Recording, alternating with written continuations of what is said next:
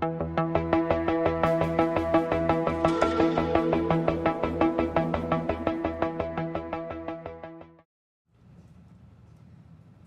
March 28, is the start of the campaign period for the local elections in the country.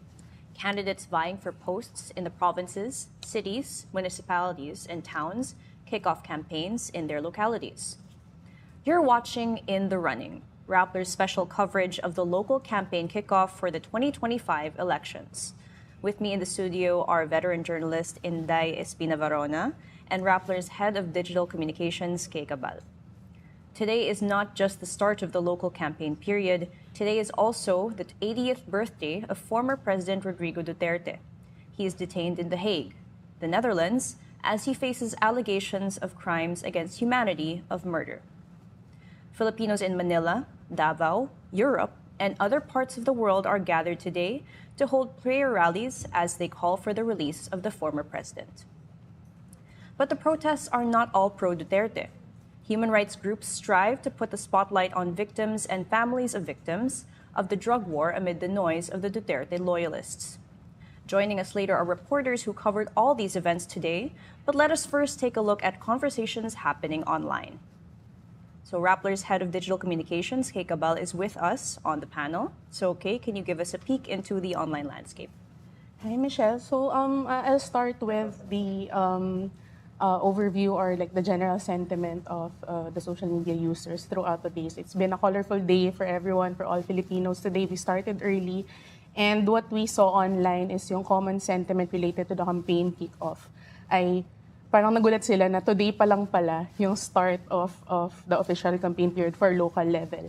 So this reflects kung how the voters may have seen probably meron ng mga premature campaigning happening on the ground na baka hindi pa aware yung mga tao. And yung localities, kahit na talagang hindi pa allowed, pailan-ilan na experience na even before today. So halos sabay din ngayong araw na official nang nag-start, nagpalit ng mga profile photos, yung ilang mga kandidato, nakita natin yan online, sabay-sabay. May mga nag-post officially ng mga campaign posters nila online which shows na they recognize na hindi lang on ground yung battle for the midterm election. So, boboto din yung constituents nila will see siguro talaga yung presence nila online, and that will matter kung paano sila magde-decide in the coming elections. And then, may mga vigilant netizens din tayo ngayon na nagpapaalala, especially starting today, na para sa mga kapwa nilang botante to see through these stunts, campaign promises, yung mga rallies happening across the country. Some offered tips sa fellow voters kung sino ba dapat yung iboto, ano yung mga dapat na pamantayan, ano yung mga magagandang insight, at saka wag basta-basta mag-rely sa mga sample ballots. And then meron ding paalala na nakita tayo, may ilang mga simbahan na nag-post sa mga social media accounts nila na sana magkaroon naman ng regulations sa noise kapag nag-play ng mga campaign materials, campaign jingles sa mga programs nila, lalo sa pag malapit sa simbahan at pati na rin sa mga paaralan. And then, may mga nagbe-bring up din ng concerns as to whether ma-enforce or ine-enforce ba ng COMELEC yung mga penalties sa election violations. Kasama na dyan, especially yung kung pwedeng lumabag or yung mga lumalabag sa ayuda ban. So yun yung pinaka-prominent. So in line with that, meron din tayong initiative ngayon with the COMELEC na ini-invite natin yung mga readers and viewers natin to join yung voter hotline sa Rappler communities kung saan pwede sila makipag-communicate directly sa COMELEC para sa mga campaign-related violations na nakita nila. If may hindi sila sure if violation ba ito, pwede nilang itanong directly, and nandun yung team ng Rappler and ng COMELEC para mag-attend dun sa mga concerns na to. And then going to the kick-off naman talaga sa specific level, yung pinaka nakita nating prominent cities na nag-stand out online. First is yung Pasig local race. Kagabi pinublish natin sa Rappler yung story tungkol sa post ni Sara Diskaya, yung tumatakbong mayor ng Pasig, supposedly explaining yung sitwasyon ng campaign kick-off niya today. So sinagot to ni re-electionist Pasig Mayor Vico Sotto, and kinall out niya si Diskaya and her version of the story. So sa social media, nagkaroon ng pag-weigh in ng opinion dito sa dalawang kampo na to sa Pasig. And syempre, may mga nanaig na pumanig kay Mayor Vico.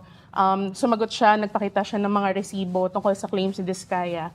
nagkaroon din ng sentiment na may mga naghihintay for Mayor Vico to actually be eligible na tumakbo for higher position in the near future.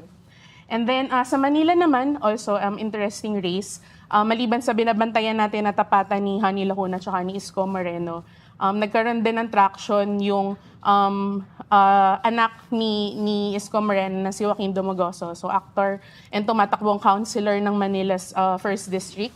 So sumama si Joaquin today sa motorcade ng team ni Isko and na-bring up ng mga spectators online at pinoint out nila yung fact na huwag mag-focus sa popularity at saka sa familiarity ng surnames ng mga tumatakbo ngayon at maging mapanuri at bumase sa competency at track record din ng mga kumakandidato. And then, one of the biggest stories natin today, most read stories natin sa Rappler today is yung local races ng Bicol.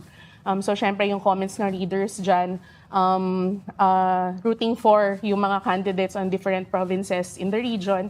But may nag-stand out na call for prioritization ng improvement ng kalsada and infrastructure sa region. Kasama na rin dyan yung pagtingin natin sa mga gut issues na gustong ma-emphasize ng mga botante ngayong darating na halalan. So, nag-call out tayo sa social media followers natin at sa Rappler Communities app. Tinanong natin yung mga readers natin at yung community kung ano ba talaga yung mga gusto nilang makitang ma-actionan this time around. So, evidently, nandiyan dyan yung mga gut issues na nagtaas na presyo yung mga bilihin, pagbaha, and disaster response, traffic, public transportation, and job security. So, yun yung mga nakita natin na mataas yung responses. And then, over naman sa Duterte prayer rally, so sumabay yung mga activities today. So, ngayon, inorganisa kasabay nung birthday ni dating Pangulong Rodrigo Duterte from different areas around the Philippines and even overseas. So, kita naman natin yung attempt ng show of force, not just on the ground, but nakita rin natin na nagkaroon ng call din na mas active sila today, especially sa social media.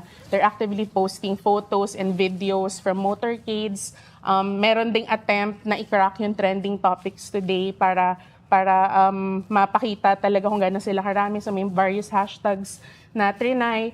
And then sa Rappler app, may reader na nag-point out na medyo may irony on this part because nagko-call sila for prayer rallies, they're praying to God. But as we can recall, si former President Rodrigo Duterte, he called God stupid several times in previous occasions. So, ayun, marami pang nangyayari today and marami pang mangyayari tonight. So, we also invite everyone to tune in sa mga live updates page natin. We have 2 today. And then they can also join the Philippine Politics chat room and the Human Rights chat room of Rappler Communities for live updates. All right. Thank you, Kaye. Napaka-comprehensive ng report. It just seems, one takeaway for me is that everybody's really talking about this, no? Even though it seems to some people na ay bago pala na it's a local campaign period, but then marami talagang pag-usapan, especially since nagpapatong-patong yung issue with regards to both the election season and the ICC. So I'll go to you, Inday. No? So you have been following these developments, the big picture of it all, especially the ICC. So do you think the midterm elections will be a referendum on Duterte's arrest? No, actually I don't. If we're talking maybe senatorial elections, no, I think who are the leading candidates now? I mean, these are all entertainers, these are all dynasties, and there's little to distinguish between the pro-Marcos or the pro-Duterte, actually, no. And I think pagdating sa local elections, sabi nga, and I'm quoting the Lowly Institute, the interpreter from 2022, the Filipinos, there are hardly any ideological divides in this country. Mm-hmm. And the ICC is an issue of, it's an ideological divide, no, yung issue ng ICC. But sabi niya, the Filipinos, when it comes to the local, wala. The local people have been quiet. Local politicians have largely been quiet about Duterte. The Filipinos will vote at the local, they know who to vote for, usually, as Kaye said. popularity, comfort level, but they don't really know how they want to be governed. No? So they have their hot button issues. So baha, traffic, basura, again, disaster. But walang kukonti masyado ang local races where communities assert the right to ask questions, hard questions from the politicians. We noticed that when President Marcos appears in the Alianza rallies, he does try to talk about the difference in his administration and President Duterte's administration. He mainly frames his elections or his stances on three issues. So that's the West Philippine Sea. We have the shift from pro-China to, some would say, pro-US, and more aggression or more pushback against the aggression from China. We have, of course, the POGO ban, and also how the difference President Marcos administers his drug war. And so he does have some discussions on how his Alianza candidates do not have so-called blood on their hands because of tokhang. They steal and they have not steal sacks of money. They did not take advantage of the pandemic and let Filipinos die. They did not take the side of China whenever they do display aggression with us. So do you think that giving these contrasts with the Duterte administration has a sway effect on the voters? Do you think that this is effective? This might be effective in pushing them towards Alianza. I think yes, Marcos does have that advantage. But if we really go down to his candidates, okay, so maybe they weren't the bloodthirsty minions of Duterte, but I don't see any of the Marcos candidates with a record for standing up against Duterte during the conduct of the drug war. And there are many in the Marcos lineup who are pretty much towards the right in terms of law and order, the Tulfo brothers for one, and others, But Michelle, pagdating sa local, wala yan eh. I remember, let's say, my city of Bacolod, Negros Occidental was one of the few areas where Lenny still won, and then Bacolod, she lost very small to Marcos. But you could see that those nakakampings who were really rallying for her and volunteering for her were also campaigning for the mayoralty candidate who was an ally and who endorsed Marcos. So wala ganun pagdating sa local eh. Kung gusto ko, anong tingin ko mabibigay sa akin ng local mayor ko, mas iba yung level ng pangangailangan na itutulak ng mga tao doon. Para mas naisip yung immediate needs ng mga communities. That's how it will more boil down sa local. So going from what Marcos' messaging is, sa Duterte camp naman, parang mas nagfo-focus naman sila dun sa immediate needs. They have rice, jobs, and safety. And those were, some of the concerns that were cited in surveys as among the most pressing and most urgent to ordinary Filipinos. So do you see that the economic and law and order messaging, is it sticky? Or is it more, mas focused talaga sa immediate concerns?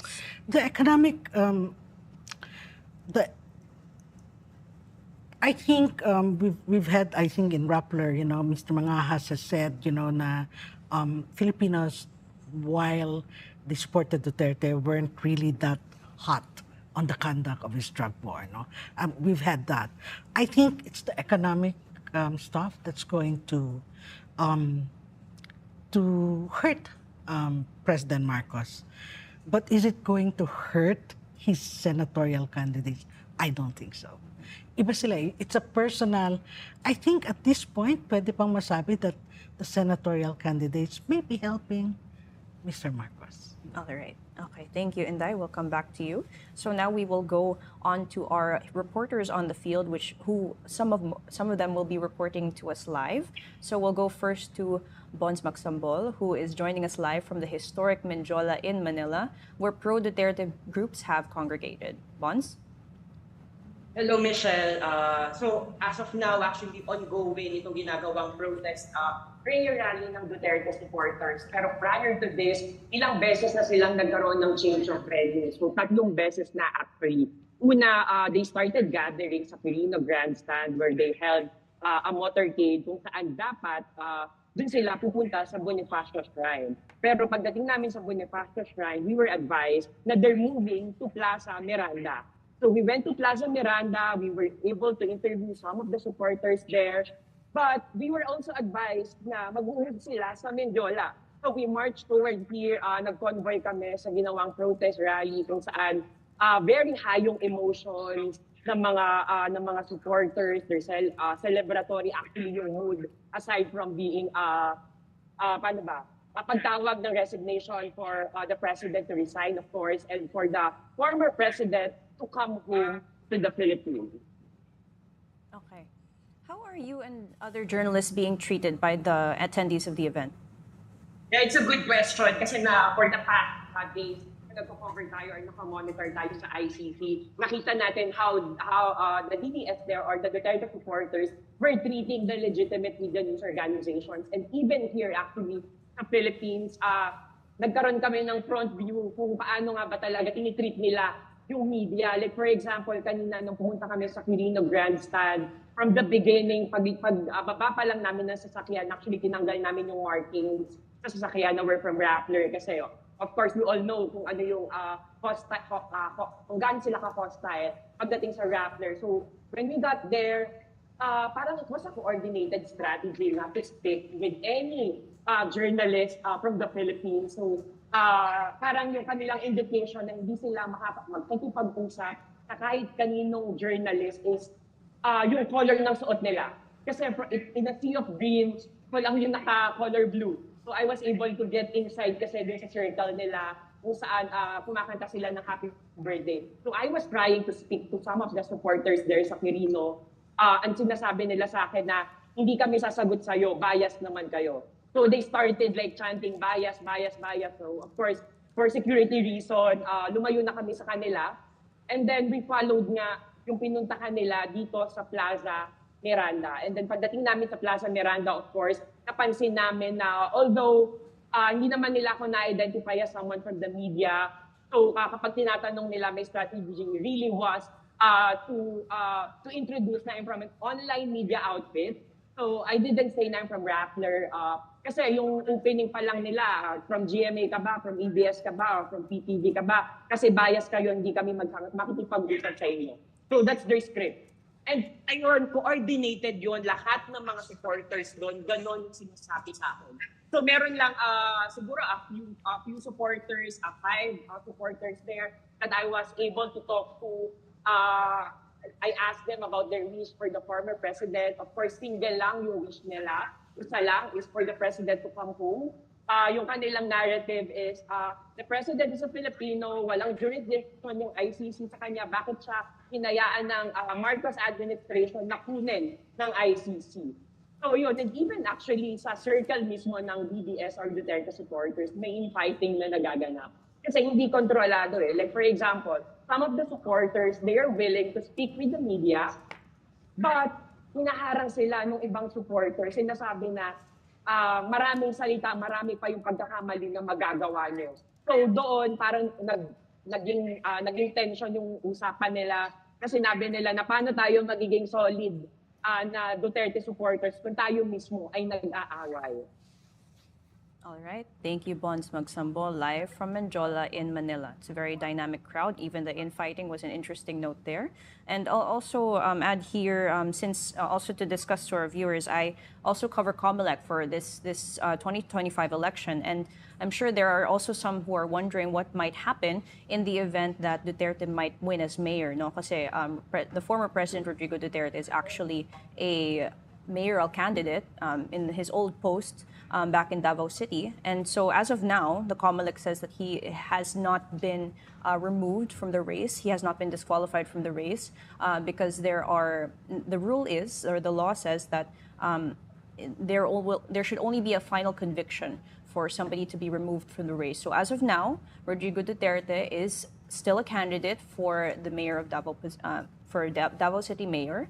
His name is still on the ballot, and unless there is a final conviction with the ICC, that's when we'll have to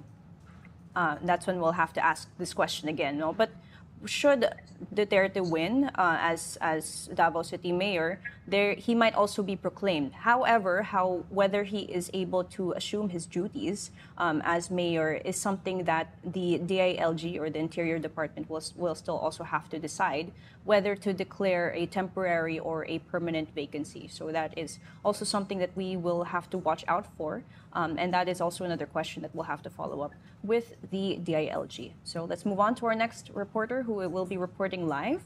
We have Lian Buan, who joins us live from another venue that has seen decades of rallies of all political persuasions, Liwas ng Bonifacio in Manila. Lian?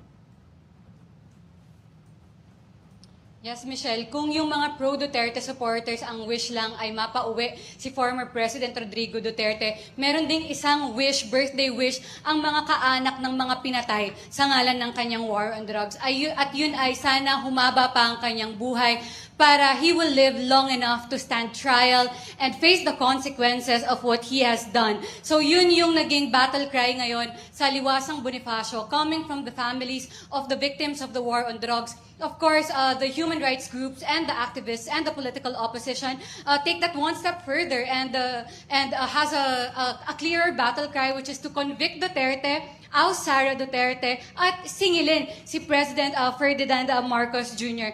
Now, if you base it on images nationwide and even worldwide of the pro-Duterte rallies, visually siguro sasabihin mo mas malaki talaga yung crowd ng pro-Duterte rallies today, and that is expected because it is his birthday after all. But what's boosting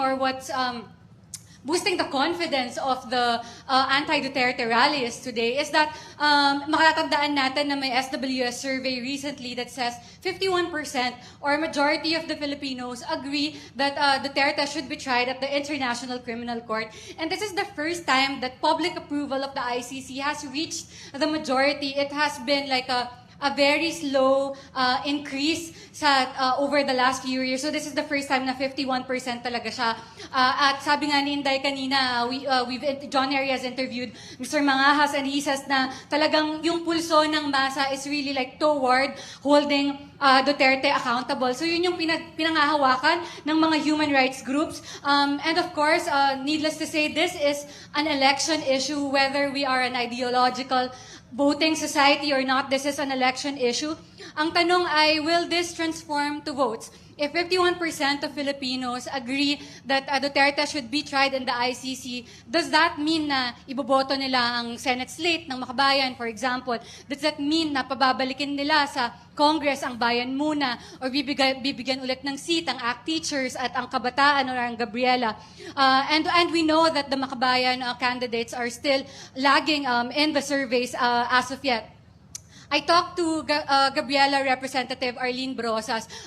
Just for the information of the viewers, yung Quadcom na nakita nyo na viral, that started with a very unpromising Committee on Human Rights hearing way back in June, na resolution yon ng Makabayan Bloc. And back then talagang mataas yung frustration even among them kung meron ba talagang patutunguhan yung mga ganong hearing. And I remember interviewing Congresswoman Brosas and saying, ano ba talaga yung plano dito ni Congressman Benny Abante? Kasi parang bakit nasisisi pa yung mga victims? And from June to December, we see how great the steps were taken from a very unpromising Committee on Human Rights hearing to a viral Quadcom na siyang nag-extract ng bombshell admission or confession ni retired Colonel Rina Garma na di umano tumawag sa kanya si President Duterte na mag-design daw ng reward system sa police war on drugs. Kaya sabi ni Congressman Brosas, her lessons, her takeaway really is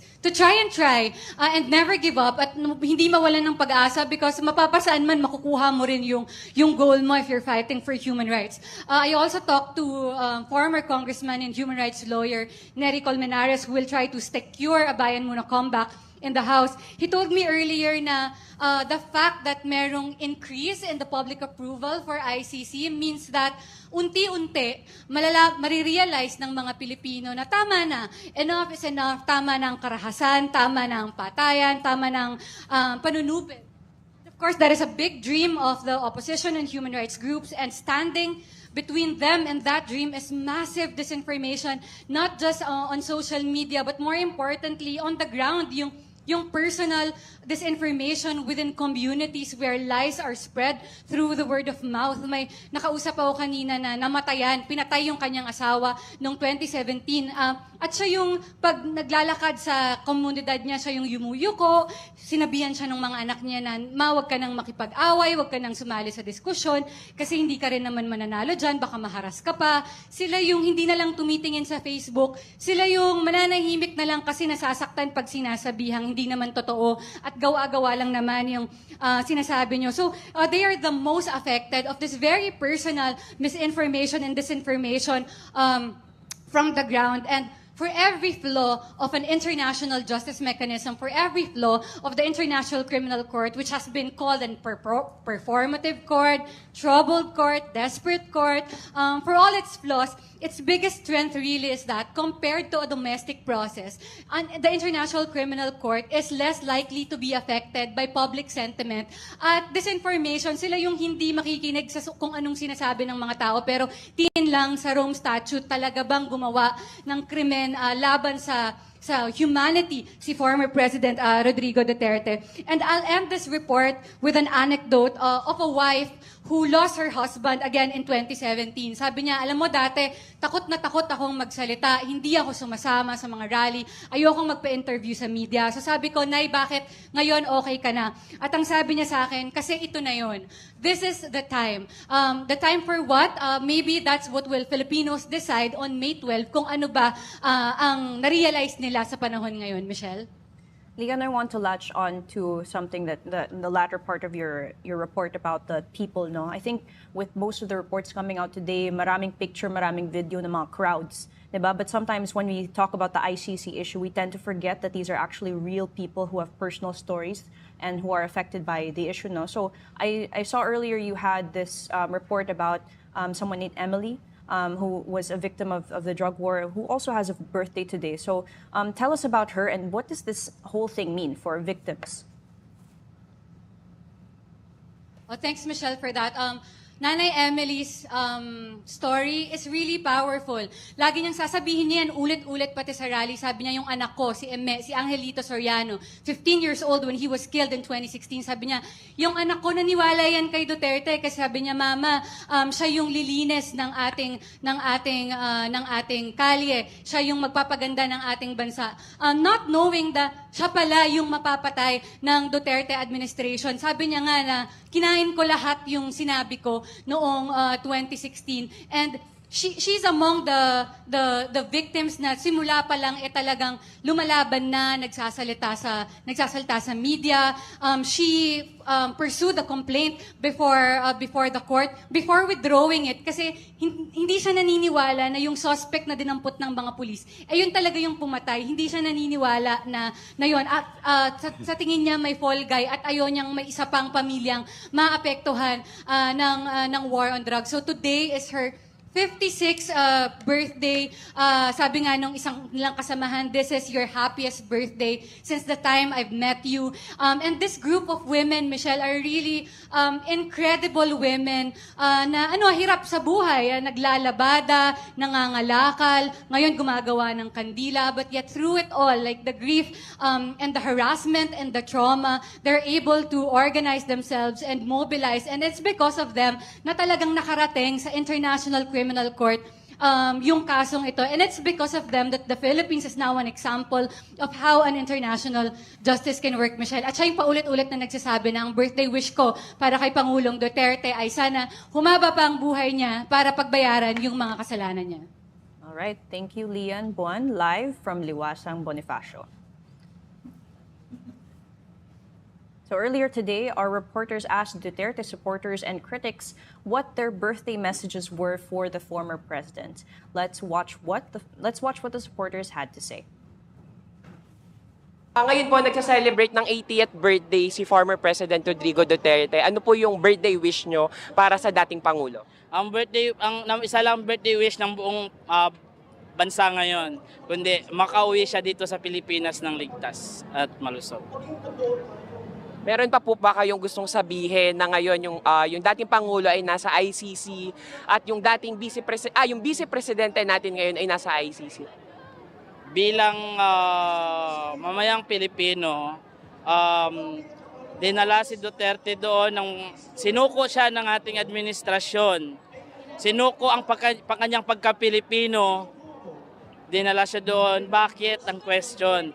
Hindi ba kaya ni Marcos solusyonan ang problema dito sa Pilipinas? Bakit kailangan niya makipag-ugnayan sa mga dayuhan? Di ba? At kaya si BP Sara naman nasa ICC kasi syempre ama niya yung kahit anong mangyari, alisin niyo na lang yung bilang ano siya, kung ano man siya, kundi bilang anak siya. May anak bang kayang tiisin ng magulang? Wala. Isa lang ang nangyayari diyan katulad kay Marcos. Kung siya matitiis niya ang magulang niya, si BP Sara hindi. Hindi nagpabaya si BP Sara sa kanyang tungkulin kahit na siya ay nasa ICC. Online and everything, nagagampanan ni BP Sara ang kanyang tungkulin. Yan. Ang panalangin ko po, naway makauwi po si Tatay Digong sa mas lalong madaling panahon. Makita natin siya. Dahil hindi naman siya nagkulang sa atin. Ako po bilang OFW, sa totoo lang, dati po hindi po ako nakakatulog ng maayos. Pero nung naging Pangulo si Pangulong Duterte, doon ako naging panatag. Nagkaroon ako ng panatag na matulog. Minsan hindi ko na tinatawagan yung aking mga anak kasi nga sa sobrang panatag ko. Pero ngayon, suddenly, umuwi ako sa Pilipinas kasi yung mga news, bata ng rape, bata nakapatay, bata nagnakaw, bata ng hold up, bata drug addict. Kaya po, andito po ako. Biglang umuwi. Layo ng pinagkaiba po ng administrasyon ni Duterte noon at ng Marcos ngayon.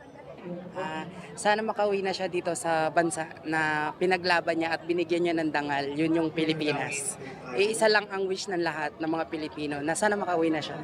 Yun lang. So bakit mo siya gusto nang makauwi? Yun lang po. Ayun. Ayun. Unang-una sa lahat, happy birthday Tatay Digong. Ang wish namin lahat ng mga kababayan namin, sana makauwi siya dito sa Pilipinas. Pilipino naman talaga siya dapat talaga siya makauwi at saka ligtas yung pagbalik dito sa Pilipinas. Kasi napaka mabuting tao niya marami naman siyang nagawa naman dito bilang presidente dito sa Pilipinas. Nung kapanahon na niya, nagpasalamat ako nung naging presidente siya dahil tuwing join ko sa barko, talagang maiwanan ko yung pamilya ko na talagang ligtas yung pamilya ko. Dahil wala na yung mga adik, yung nagdodroga, lalo yung mga nirip ang mga bata. Dahil siyempre may anak ako Talagang yung seryoso sa mga kampanya sa war on drugs. Malaking tulong sa amin yan bawat sa mga OFW at saka yung mga seaman na trabaho sa bansa. Good health at saka sana makauwi na siya para makapag-rest na siya sa bayan niya. Kailangan kasi Pilipino siya, dati siyang presidente, dapat nandito siya sa bayan niya, hindi siya dapat nandoon. Diba? Ano po yung mensahe nyo sa Marcos administration? Ayusin niyo trabaho niyo. Diyos ko, magpakaano kayo Binababoy niyo na yung bansa natin. Yun lang. Pag-drug test na yung buong kabinete mo, yun lang.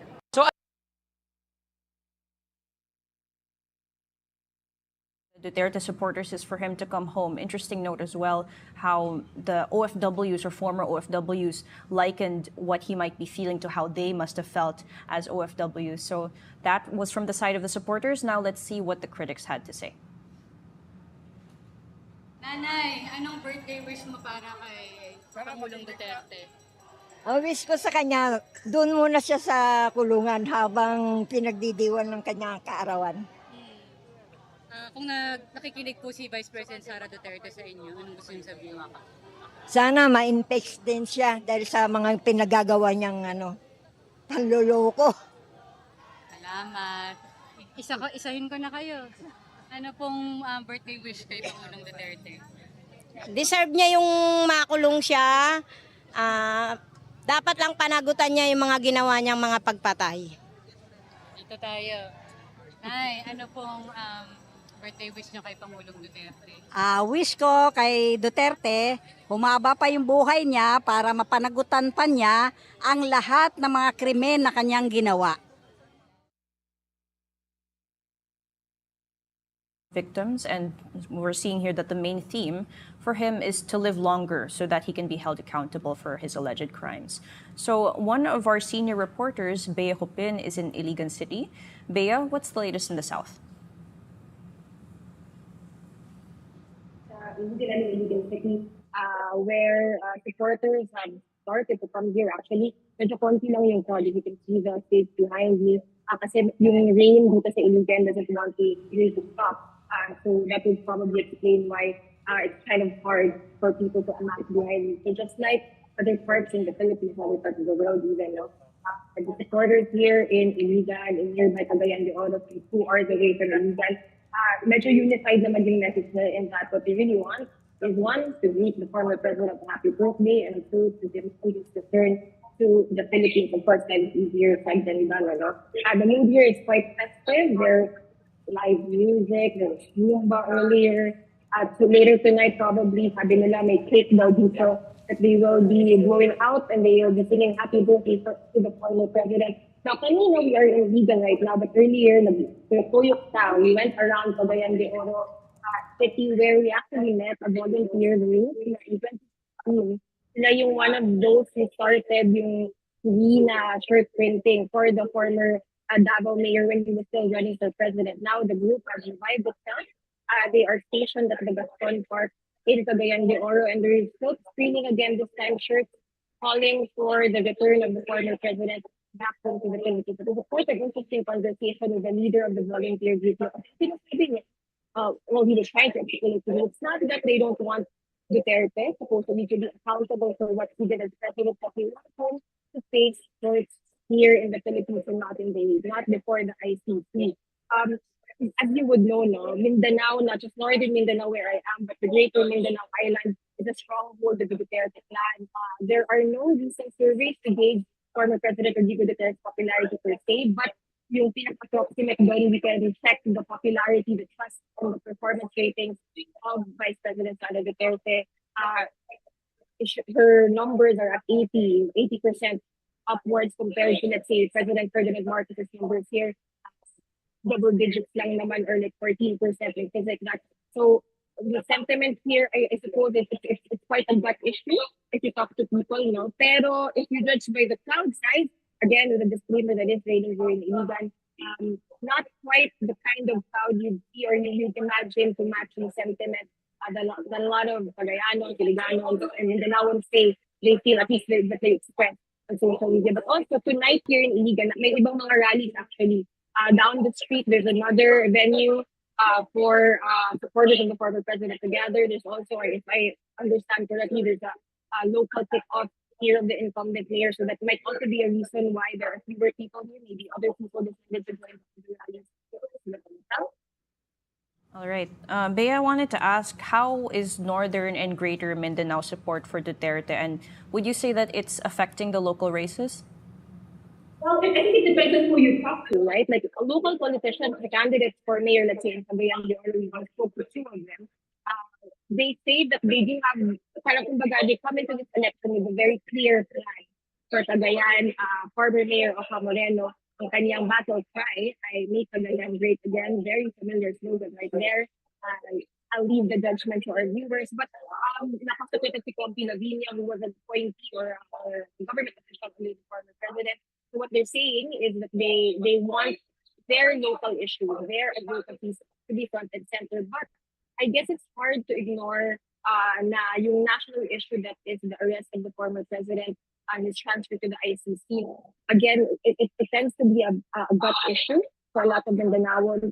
Yung ibang explanation doon kasi nga parang he is a Mindanao himself. I'm a Mindanaoan myself. We seldom see someone from Mindanao in that level of power in Philippine government. But again, I think that's an issue that we can unpack on a different day. Do you have any question for Bea? Bea, in terms of yung the issue of BARM, is it affecting local races at the moment? The kind of instability there? we haven't gone around barn quite yet. And as far as I understand, hindi pa talaga todo yung kickoff ng local elections because it's Ramadan. So I think next week, they'll be starting the discussion there. But definitely, if you look throughout the entirety of Mindanao now, parang we understand and we know based on the survey numbers, Rodrigo Duterte, kumbaga hindi talaga natitinag yung popularity nila dito. And I think that's a boon, I guess, for local candidates who are explicit in their support of Duterte, no? Na parang they can say front and center that I stand for the Mindanaoan president who was whisked away to the ICC to debate. But it's also interesting because there are some candidates who probably want to center or stay in the middle. I don't know how you can manage that given the polarization of the local races or the 2025 elections really. In the national candidates, you have admin slates trying to not really make a stand, parang either or sila, pero parang at the end of the day, you will be forced to declare where you like. Are you for Duterte's arrest, and are you in agreement that he should face trial before the International Criminal Court? But we'll see in the coming 45 days. There are 45 days yet in the local campaign for local candidates to make their pitch and to navigate that tricky situation.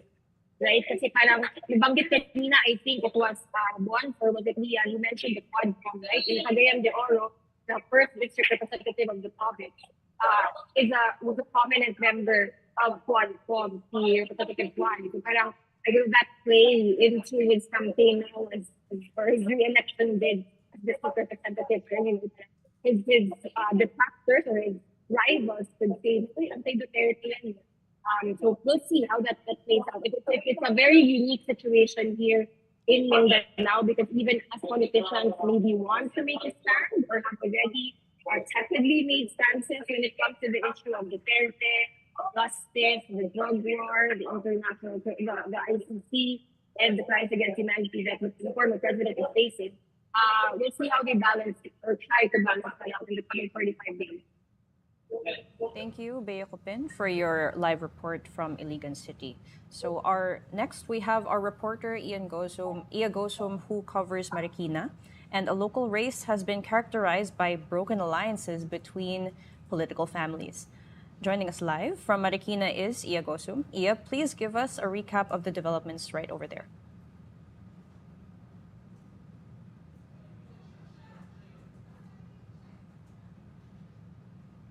Sorry, Iya, can you repeat your answer? I think you're on mute.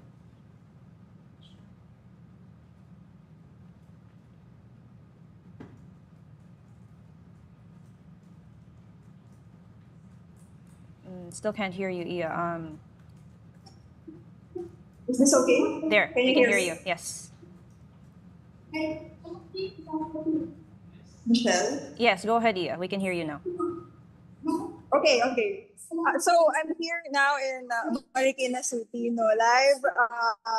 Behind me actually, patapos na yung isang event, isang rally ng mga supporters, suspended Marikina Mayor Marcy Teodoro. Kanina kasama natin sila sa kanilang motorcade kaninang afternoon. So actually before going here in Marikina, nasa Quezon City tayo, and you can see the contrast in the politics between two cities. Wherein sa QC, makikita mo na powerhouse yung Belmonte Slate, yung SBP.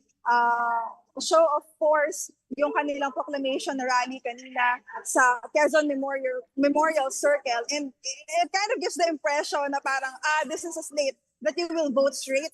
Here in Marikina, it's really, really different. It's if politics in Quezon City seems uniting, here in Marikina, it's polarizing. Of course, we know yung contest between Kimbos and the Teodoros. And to add to that, fresh pa yung suspension ni Marikina Mayor Marcy Teodoro. So that's we see that coming into play here.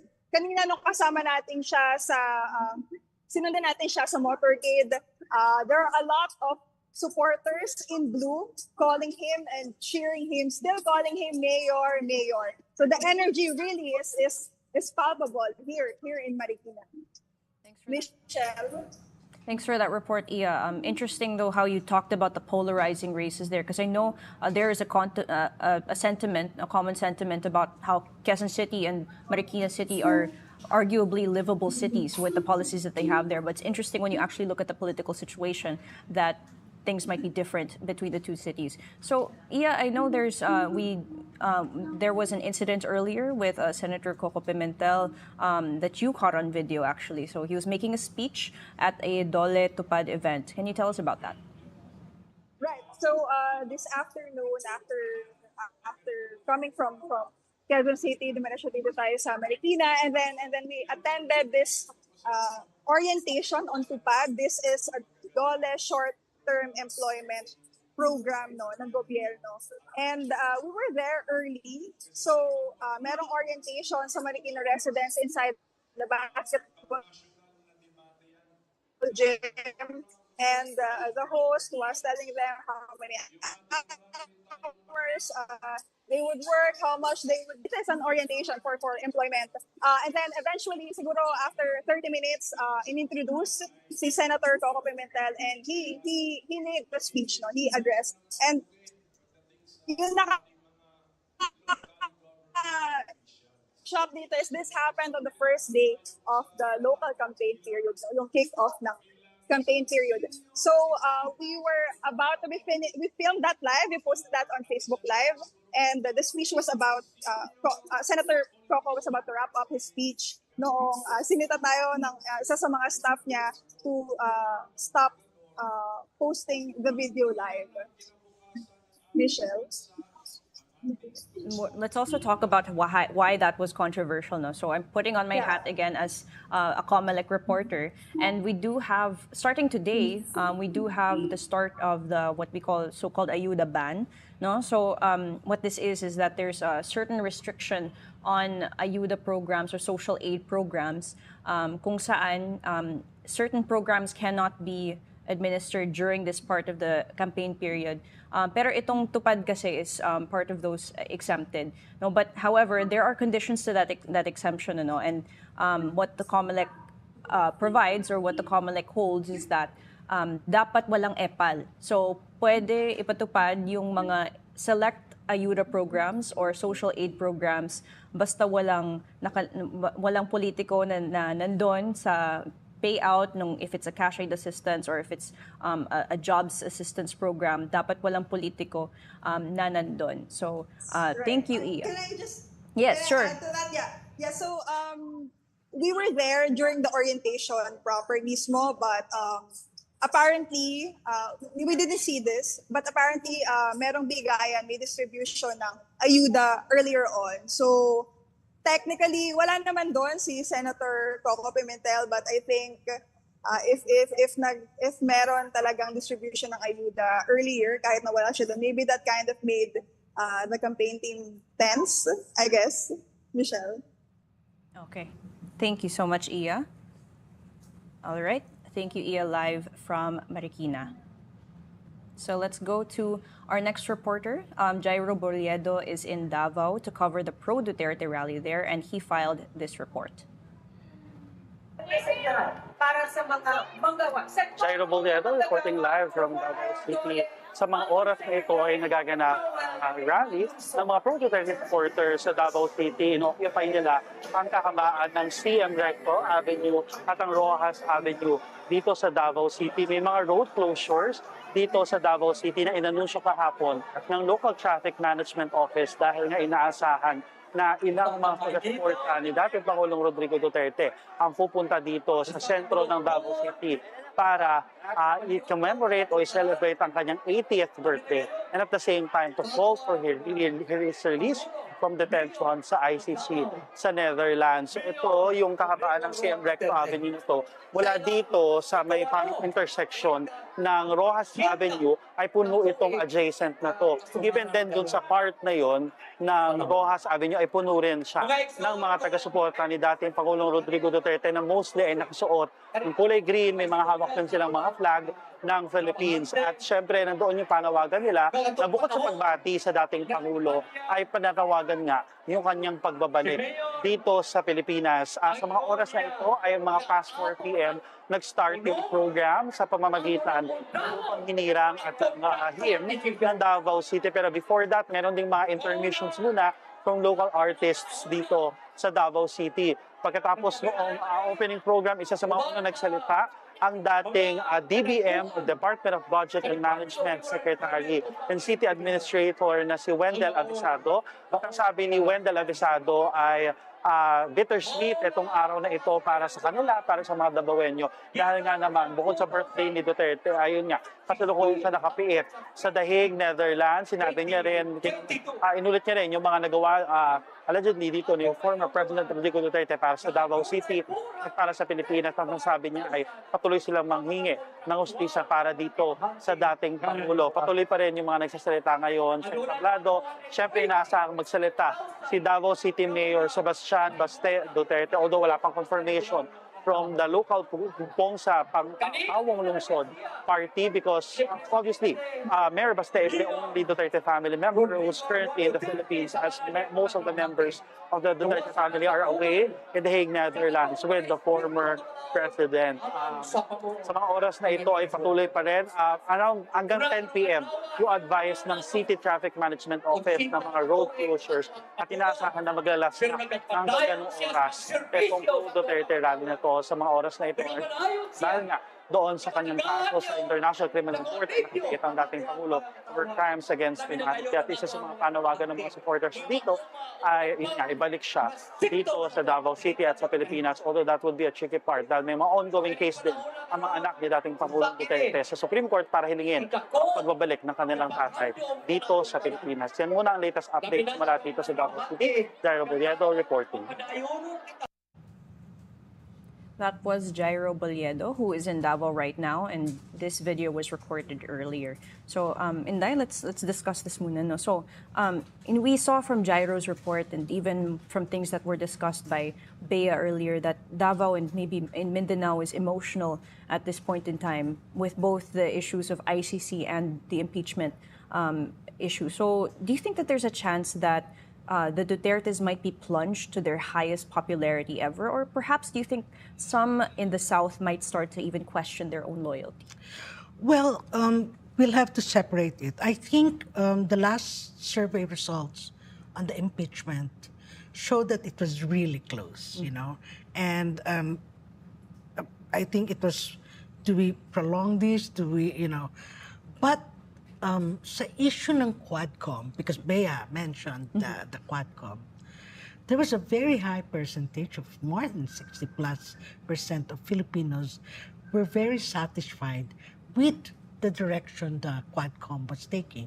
And that direction, what had Filipinos glued to their screens for 12 hours, more, sometimes more in a day, where the really ugly details, the secrets of the drug war that kept, you know, rolling out with every hearing. I thought that would hurt Duterte. That is probably the reason for the increase of in the percentage of people Filipinos would like him to face accountability. It was the Quadcom hearing had a very big impact there. But andyan yung accountability, andyan din ang historical antipathy towards Ferdinand Marcos Jr. Sulu had a big rally. Why? Masakit yan sa Sulu. Tingin nila, I've been talking with people on social media, and these are not your usual suspects. These were development workers, and yet they were very angry. And I thought, like, are you really pro-Duterte? And it wasn't so much that they were pro-Duterte, or it wasn't so much that they supported the drug war, as that they have long memories of how the Marcos family treated Sulu. And then they also really did believe that Duterte helped Sulu become a more peaceful place, rid Sulu of the Apo Sayyaf. So dun yun, for the Western Mindanao. No? Sa central naman, in the Farm region, although kaya tinanong ko si Bea, is, you know, the the replacement of the BTA, the Transition Authority, is not going to affect the local races. Kasi may galit rin doon. Parang, what is the reason why are you replacing people so near the elections? You know, why are you even na-extend nga? And remember that Duterte played a very big part in pushing the Bangsamoro transition. Napirmahan na yung batas under talaga sa kanya. Although Murad and company actually went for Lenny, they didn't go for Marcos. Pero kinikilala nila. And let's give credit there. After nabulilyaso dahil mamasapan, Duterte was able to turn it around and push through with that law and push through with the transition. So that's a big part for that area, the Bangsamoro area. Malaki rin yan.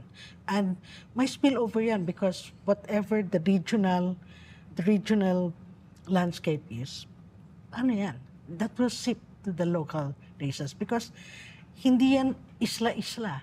It's a huge contiguous island. So I think my worry, I think Mr. Marcos should worry because he hasn't been that visible, since the ICC.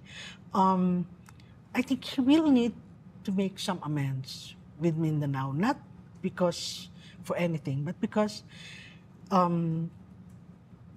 while we may not agree, personally, I may not agree with, turning your backs on accountability because of your historical protests and your historical sentiments. May tama sila eh. May dahilan sila para magalit, and that is where the ambivalence is coming from. And I am also curious about the theatrics of it all, that there might be a factor of theatrics in this. And this is also a bit of an analysis that I'm also piecing together that I'd like to know your thoughts about. So we have all of these visuals, these reports, these videos of the pro-Duterte crowds, and even the overseas Filipinos are still very, very loyal to Duterte. But then when we look at the numbers, we have that SWS survey that says almost more than a little bit of half of Filipinos agree that Duterte should be held accountable for the killings, as well as what you mentioned earlier about the Quadcom sentiments. Do you think that it's somehow like the pink magic that we also saw in the 2022 elections, that there was a lot of striking visuals and sentiments from the energy of the Lenny campaign, but they turned out to be still a minority. So do you think there are parallels with the Duterte issue? Yes, in that sense, although I think both sides will hate that we point that out. And as they used to hate when we pointed out before that even those beautiful, wonderful, huge rallies don't reflect on-ground conditions across the country right now. And I think that's the same with Duterte. They're passionate. They're a minority. I think they're a minority at this point. And I think the battle is Marcos's to lose, but he needs to tighten his governance if he wants to continue his advantage. But because I think really Filipinos, after the Quadcom, when Filipinos are waking up and woke up and then like, that happened, and even people who I knew were actually for Duterte at this time were shaken by the Quadcom hearings because this isn't, hindi siya marites, alam mo yan? These were police officers, one after the other, either volunteering information or being forced to spit out information that was really damning for Duterte. So yun, pero malakas ang sentimento. Working poor sila, so they may not have that much time, to wage prolonged protests. But I wouldn't underestimate yung apoy sa dibdib, yung galit nila, yung feeling nila. And I always say, I don't have to agree with it, but there's some part of me that understands where they're coming from. All right. OFW especially. All right. Thank you, Inday. We'll go back to our reporters for now. So our congressional reporter, Dwight de Leon, traveled to Laguna to monitor the gubernatorial race there, arguably the most competitive in the entire Calabarzon region. He filed this report. The issue of healthcare takes center stage as gubernatorial candidates in Laguna court voters on the first day of the official local campaign period for the 2025 midterms. We were able to cover two proclamation rallies today. The first one by a former Congresswoman Sol Aragones in San Pablo, and the second one by Congresswoman Ruth Hernandez here in Calamba, Laguna. We're actually reporting here in Calamba. I'm outside the Rizal's shrine. This is the birthplace of Jose Rizal. Aragones' sortie was held just outside the city market in San Pablo earlier today and was attended by perhaps 100 people to 200 people, decent crowd. But the rally headlined by Congresswoman Hernandez and Calamba Mayor Ros Rizal was undeniably a show of force. It's a proclamation rally of Lakas candidates in Calamba, and supporters filled the entire Jose Rizal Coliseum, which can house around 10,000 people. The national government, in a way, has three candidates for the gubernatorial race here in Laguna. Three parties that make up the Alianza para sa Bagong Pilipinas of President Ferdinand Marcos Jr. have a stake in the local election here. The National Unity Party is fielding Congressman Dan Fernandez, best known recently as the co-chair of the House Squad Committee. The Partido Federal ng Pilipinas is backing Vice Governor Karen Agapay, while Lakas CMD of Speaker Martin Romualdez has, of course, Congresswoman Hernandez. In a way, only former Congresswoman Aragones is the candidate not backed or not allied with the administration. She has her own party called Akay, which was just registered as a national party in the last year. In her campaign sorties, specifically like today, Aragones' messaging is clear. She vows to improve the quality or access to healthcare in the province. This is by addressing problems on inadequate equipment and personnel shortages.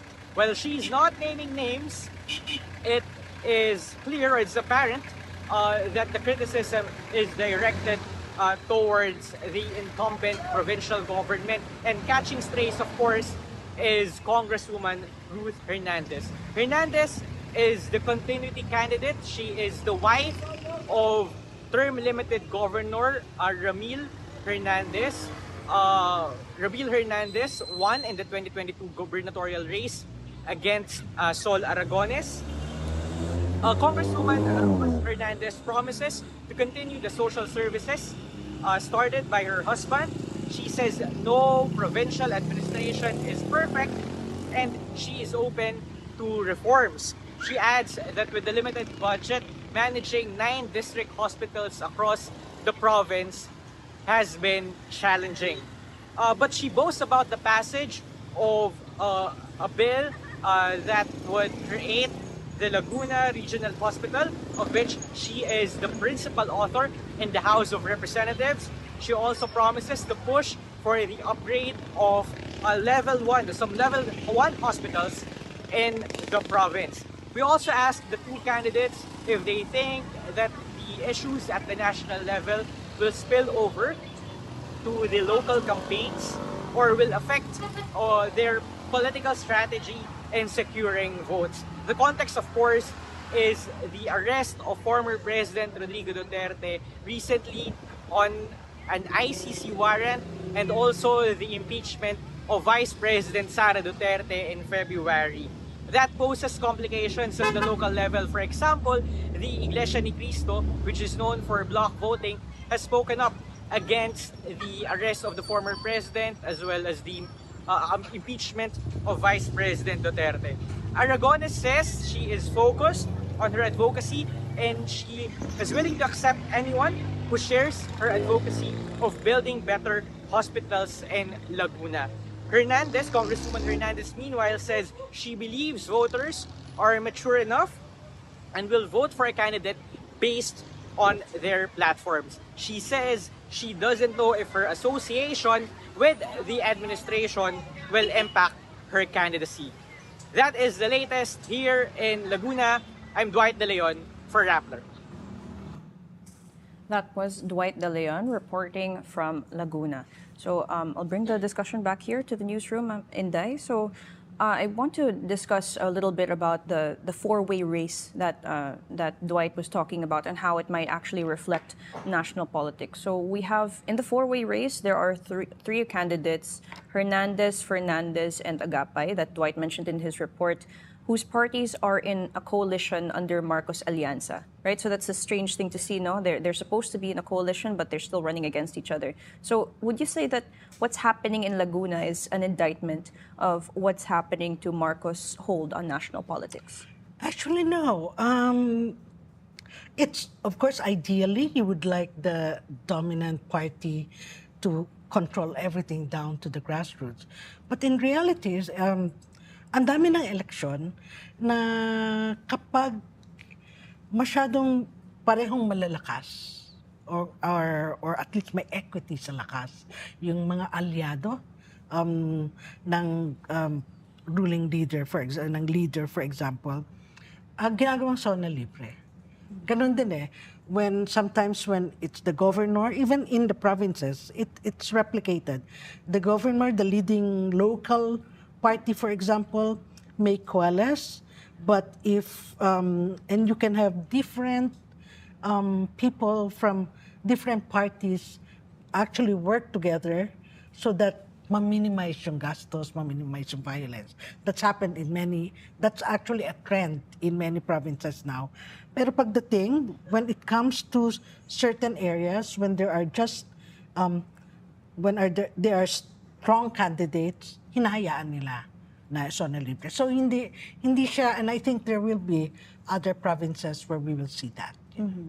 And I think maybe while we're on the topic of Calabarzon, I think we're also seeing, of course, as usual, the familiar names, familiar faces in Rizal, particularly, diba? Parang virtually on a post yung mga inares. I was wondering about, maybe not just in the context of Rizal, but that was just an example, but ano kaya yung parang nagiging sentiment or common sentiments of people who live in these provinces na parang paulit-ulit yung ganun? Does it necessarily mean na they always want to have these dynasties still here? Or minsan ba, kailan nagiging tipping point na gusto nila ng pagbabago?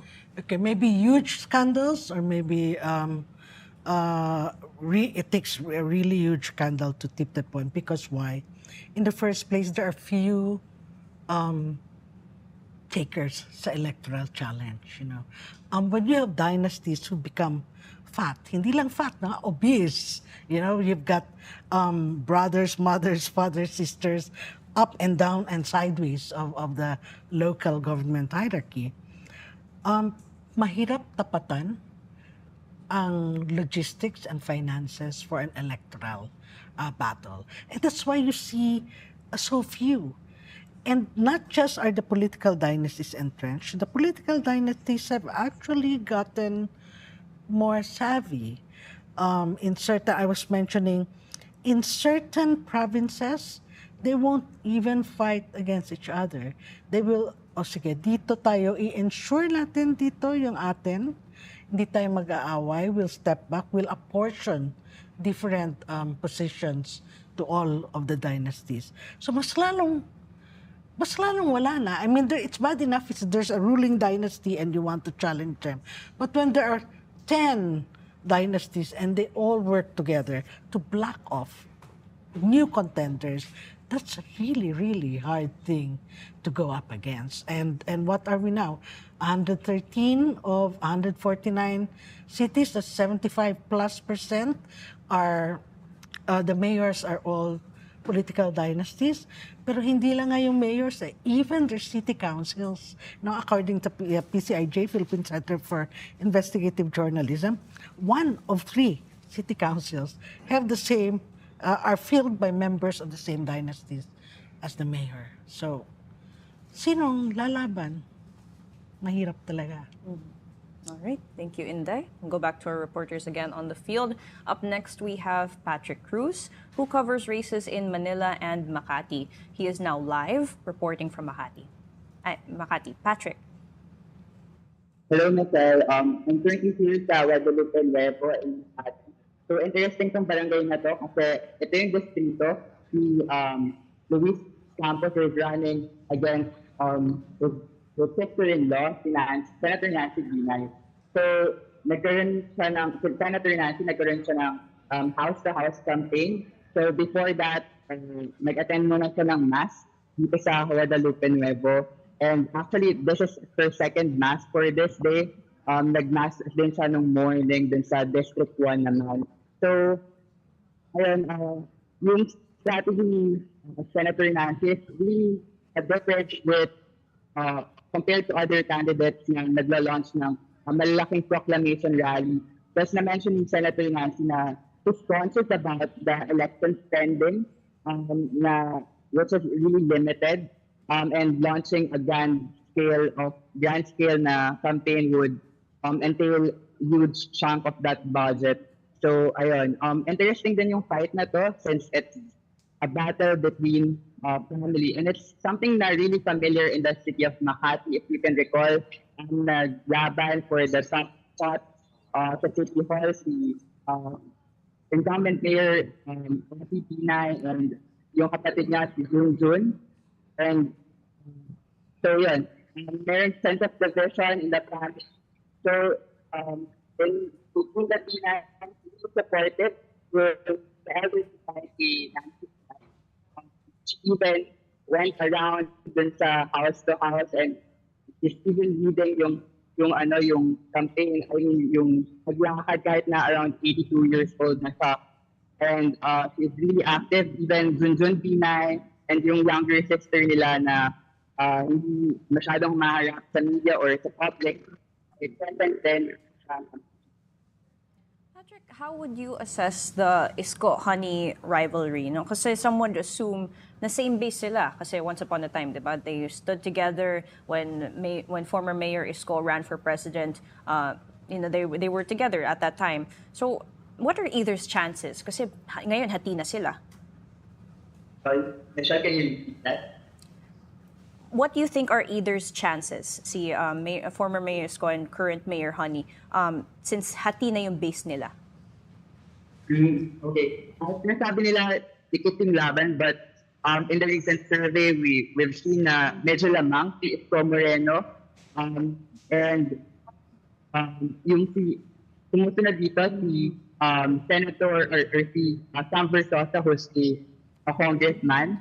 And pangatlo lang si incumbent Mayor Honey Laguna. And ito yung parang main issue dun sa city o yung problema sa basura. And ito yung isa mga na-discuss kanina ni Isko Moreno dun sa ambush interview niya na he wants to make Manila cleaner or free from trash.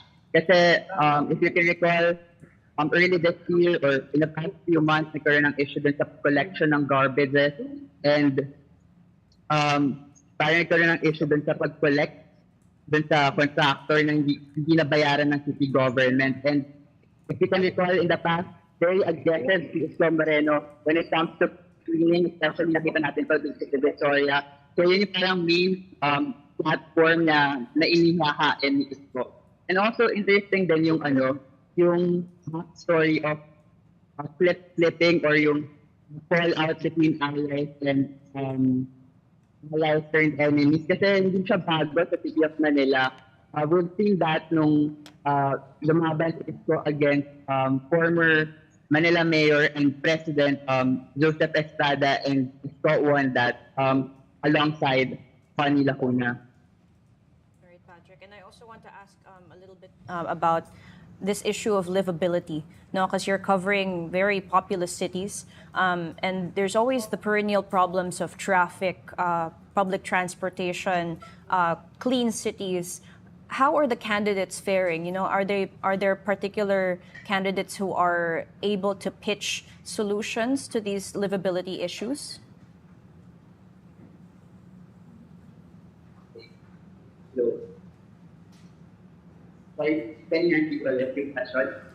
So we have this whole issue on livability issues with traffic, transportation, cleanliness of cities. Are we hearing any notable platforms from our candidates there in Manila and Makati? So far sa City of Manila, so Moreno, wala kang specific action point na inilatag kanina dun sa nakausap natin sa when it comes to addressing waste and garbage. So far dito sa Makati, hindi siya masyadong issue since mas we also noted na medyo affluent yung city nila and people are just parang main factor nila in choosing the politician is parang personality-wise. Parang who will continue yung kind of service ng mga Pinay. So, yung livability is sa city of Makati. Parang hindi siya masyadong front and center nung discussion or nung campaign. Thank you, Patrick Cruz, live from Makati. So on to our next. Earlier, our colleague JC Gotinga covered the kickoff campaigns in Pasig and the rivalry between the mayor of Pasig, Vico Soto, and Sara Diskaya.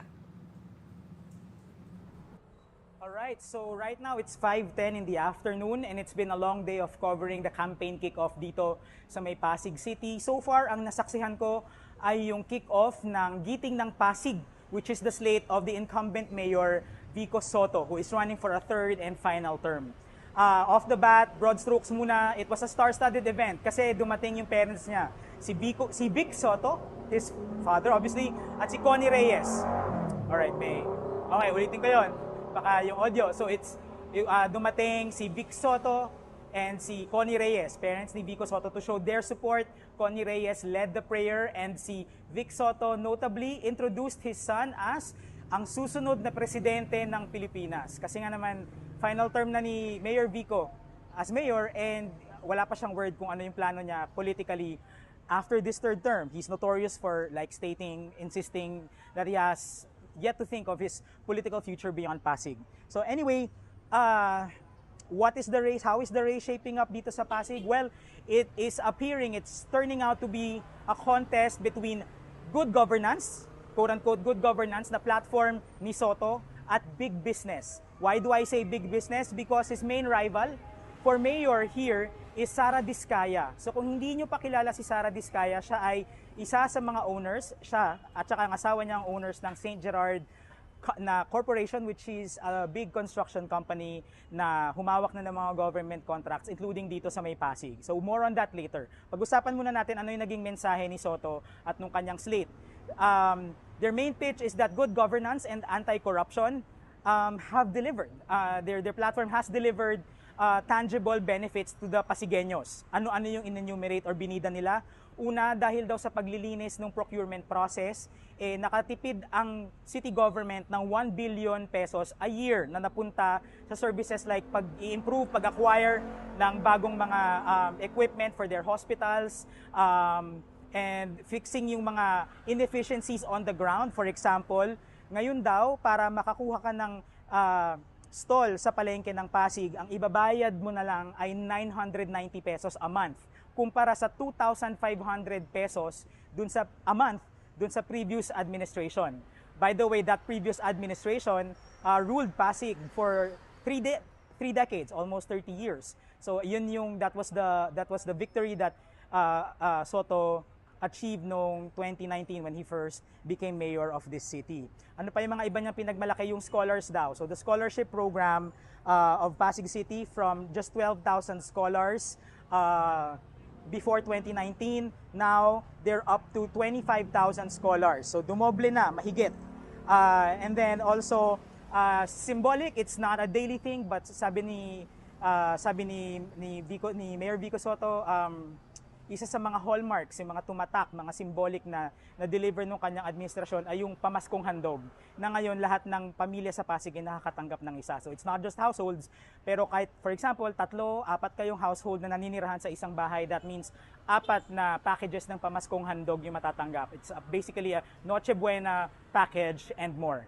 Alright, okay. So ngayon pag-usapan natin si Sara Diskaya. So, medyo tense yung relationship ni Soto at ni Diskaya, and we can trace it back to there was this viral video. I'm not saying ito yung naging umpisa, but one of like the more memorable, chapters in their what we can call relationship is nung January 2024, nag-viral si Soto sa isang video kung saan nire-reprimand niya ang isang officer ng St. Gerard dahil merong isang building na nagtuloy ng construction kahit hindi pa or kahit na pinoproseso pa lang ang permit sa City Hall. Fast forward to October of 2024, nag-file na si Diskaya ng candidacy for mayor. Sumulat si Soto officially informing the COMELEC na maaaring may business interest ang mga Diskaya dun sa joint venture ng Miru Systems na magpo-provide ng vote counting machines para sa darating na eleksyon. Okay, pardon me for this background or for this location that I chose. May kahon pa sa tabi ko kasi this is where, it's pretty quiet. I can do the report and ligtas tayo sa mga dumadang sasakyan. So anyway, going back to my point. Bilang isang kumpanya, yung St. Gerard, naging subject na rin siya once. It has to be pointed out. It has at least once been the subject of a blacklist by the DPWH for failing to deliver on a certain aspect of a contract that they were handling. All right. So ano yung plataforma ni Sara Diskaya? Ang pinakatumatak na lately na sinabi niyang statement ay medyo si Mayor Vico daw focused on good governance at the expense or napabayaan yung healthcare and education. That's her claim. And ergo that's also why probably why the Soto slate highlighted the benefits of good governance sa kanilang sortie kanina. Because basically, Diskaya was almost framing good governance as, something not good, like na nasobrahan at nakalimutan yung mga ibang aspeto. Sara Diskaya, if you look at her Facebook page and her social media accounts, they have been holding charitable event one after the other, mga food distribution, medical mission, pati pagpapaayos ng mga lubak sa kalsada, and attributable to the fact that they're a big business, no? So apparently they have a lot of cash to roll around, and it's something we would want to ask them eventually. We were hoping to cover their campaign kickoff because it was initially announced na mangyayari yon dapat today at 3 p.m. But if in case you missed it, there's been some controversy dahil to make a long story short, naghahanap pa ng venue yung Team Kaya Dis, which is the slate of Sara Diskaya, dahil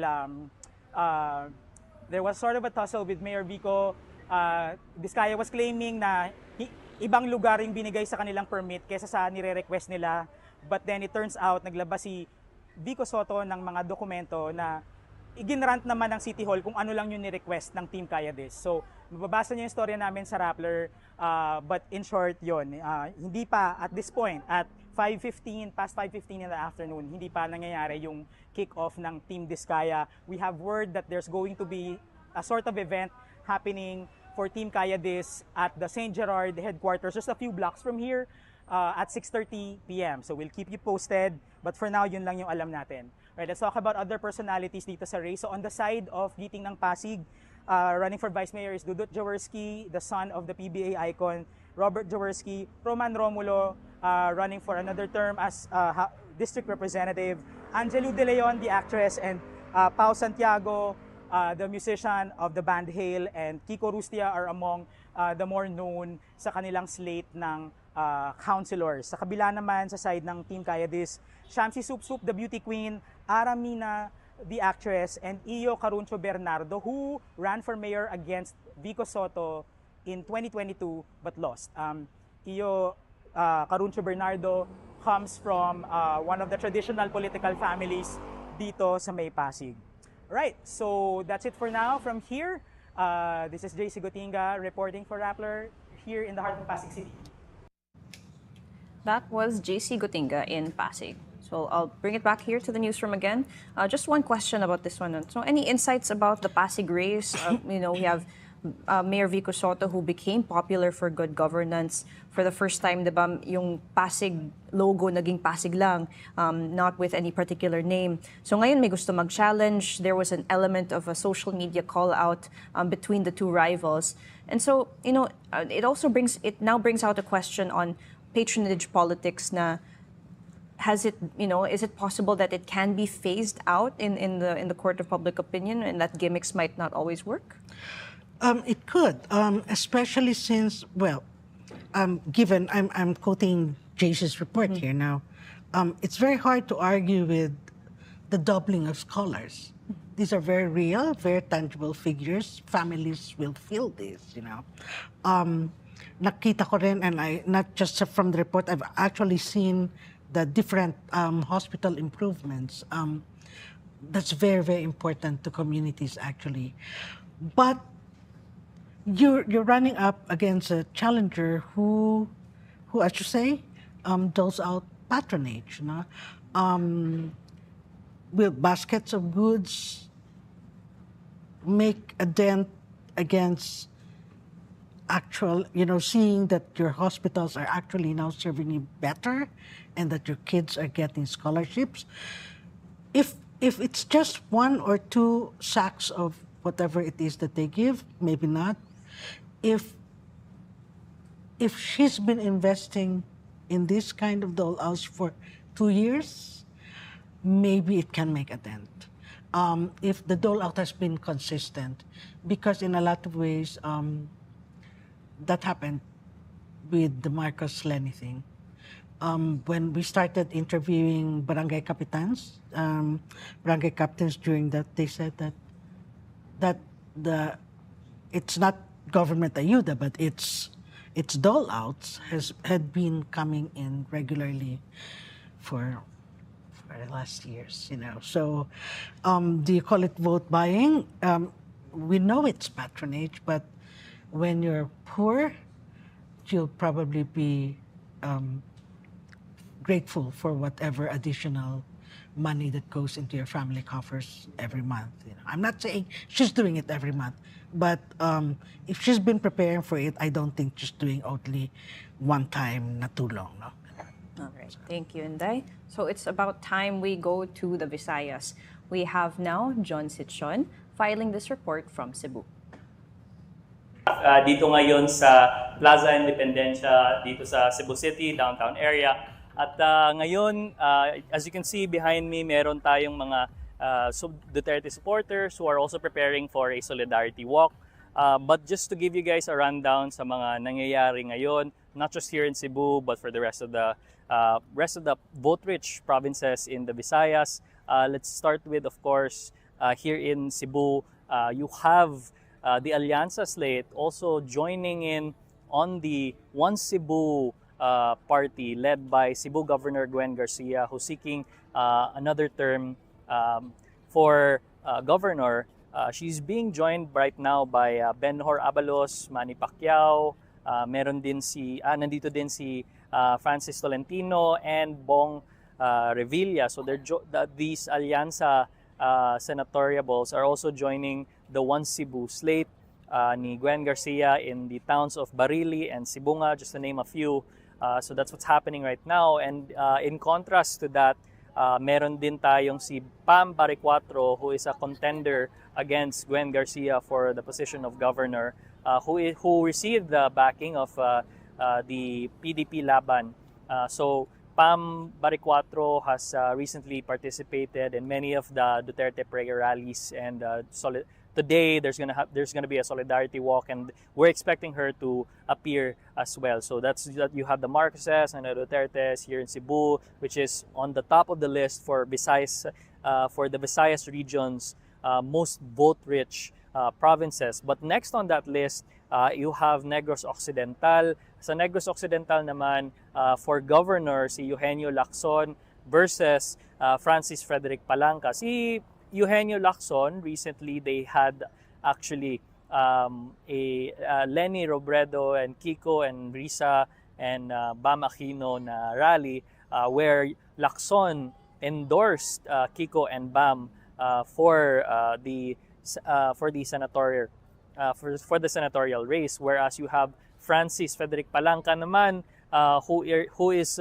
getting the support of the Dutertes as well. So that's for Negros Occidental. But besides Negros Occidental, right next to it, si Iloilo, you have Governor Arthur Defensor Jr. Si Defensor previously vouched for Leni Robredo in the 2022 national elections, but now he recently filed his COC in 2024 under Partido Federal ng Pilipinas. The governor is actually is trying to secure a third and final term, and he is actually unopposed as well. So in Iloilo, you have Partido Federal and Marcos, whereas in Leyte, for Eastern Visayas naman, you have Leyte Governor Carlos Jericho Petilla, who's seeking a re-election unopposed under the Nationalist People's Coalition or NPC, who's being led by Tito Soto, and is a part of the Alianza slate. So you see how the Alianza and the Duterte slates are all spread out throughout the region of Visayas, and there's a lot of Duterte versus Marcos going on, specifically in Cebu, in Iloilo, and in Leyte as well. But let's also go deeper into what's also happening right now, because these Duterte prayer rallies are also where local candidates that have received the support and endorsement of the PDP Laban have also started appearing during these events. And there are some supporters who are calling out local candidates who are allegedly taking advantage of the birthday of former President Rodrigo Duterte.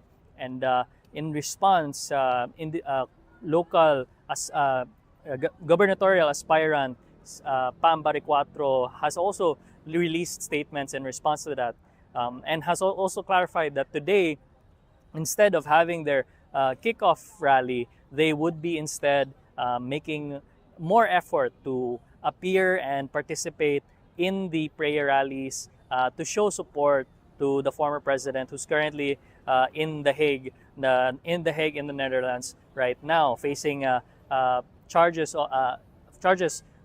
on related to crimes against humanity. Now, that's not the only interesting thing that we saw today, because sa mga rallies, nakikita din namin yung mga Duterte supporters who are also present even in the rallies of those that are anti-Marcos and anti-Duterte. So earlier this morning, we were there in Barangay Guadalupe in Cebu City, and what we saw were some Duterte supporters also supporting local candidates, mayoral aspirants of the Banda Osmeña Pundok Oswagan, led by former Cebu City Mayor Tomas Osmeña and City Councilor Nestor Archival. Archival is running for mayor, and Osmeña is running for vice mayor, and they're supporting them there, even though Osmeña was very clear about being very anti-Marcos and anti-Duterte in 2022. So these things, we're seeing a lot of these things, and many of the supporters that we've talked to, they're, besides just wanting to choose a candidate to get that ideal quality of life within their respective cities, within their respective areas, at the end of the day, it all goes back to Marcos versus Duterte and prayers, and of course, this family aspect of voting whoever is who of course they see as a good standard bearer of that the term hope and the family centeredness. So that's us from the Visayas. Bring it back to you guys. That was John Situationer in Cebu. So I'll bring it back here to the newsroom again. Very interesting report from John. It's a literal battleground. Yes. There's Visayas is caught literally in the middle of Marcos's north and Duterte's south. How do you think they have been affected by the unit team breakup, and ano kaya pwedeng mangyari with this race? Iloilo not so much. anti-Marcos na yan, but they were never pro-Duterte, right? I think this was all about, this was a trenes mabilog, taking, trying not to end up, fighting each other there. Defensor is solid, it's a last term. It's not going to hurt that his son was with the Quadcom and is one of the prosecutors in if the impeachment trial of Sara Duterte continues. It was interesting when John said that some anti-Duterte were still for Tommy Espina, who's definitely very pro-Duterte. Some of them went for Tommy Espina. Yun ang sinasabi ko kanina na sometimes when it gets to the locals, hindi cut and dried. Negros is interesting. The Leyte Island will be interesting then.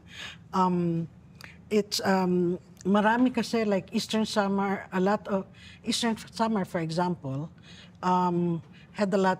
Maraming nagleni dyan ng mga LGUs. So the governor as well. Yeah, the governors and some of the mayors, will the support babahaan ba ni Marcos ang kalaban nila? Because with an eye to, because Martin Romualdez, that's 2028, and these are all very powerful local executives, Petilia, Evardone, they're not, you don't sneeze at them, no? So babantayan yan kung paano nila gagamitin yung poder para to back them off, and to try to get their people there. Negros was interesting. Negros is one of those provinces where all opposing sides got together. So one of the alliances, the local alliance, was between Bong Lacson, Governor Bong Lacson, who was kakamping, very, very strong kakamping, and his vice governor, Jeffrey Ferrer, who was very, very Marcos, goes back to the Benedicto years, But they got together. It didn't matter. And they told their people, it doesn't matter, let's respect each other, because when it comes to our province, we will deal with what we need. So, over and above their national. Now, Palanca, ang sinasabi niya who is going to be challenging him, interestingly enough, is the cousin of Bacolod City Mayor Albi Benitez. So, biglang nag-Duterte, Marcos to si Albi, resigned from PDP. So, these are, we don't know if that's just like the dynasties splitting, giving, trying to cover all their bases, or if it's really also a split within the powerful Benitez Palanca local dynasty. It will be interesting to see. All right. And so we're seeing, different dynamics, diba? From whether it's here in Manila, in the capital region, whether it's in Visayas, whether in Davao, very different things happening here. So for my last question to you tonight, final thoughts on the local elections, what you're seeing.